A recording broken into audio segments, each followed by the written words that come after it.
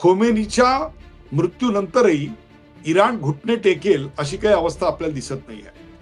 गेल्या 4 दिवसामध्ये आपल्या लक्षात आलं असेल की खोमेनीची हत्या झाल्यानंतर एका क्षणात इराण उद्ध्वस्त होईल, राजकीय दृष्ट्या क्षरण येईल असं जे वाटलं होतं तो अंदाज मात्र साफ खोटा ठरलेला आहे.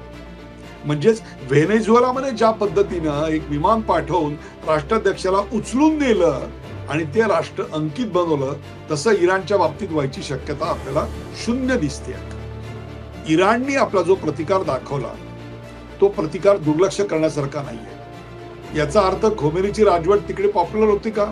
अजिबात नाही. खोमेनीची राजवट लोकांना नको होती, परंतु त्याची अशी हत्या बाहेरच्या शक्तीने करावी हे मात्र लोकांना आवडलेलं नाही. त्यामुळे इराणच्या झेंड्याखाली आता राष्ट्रभक्ती अशा नावाच्या गोष्टीचं गारुड हळूहळू पसरायला लागलंय आणि त्याखाली ही संपूर्ण जनता एकवटताना दिसतेय.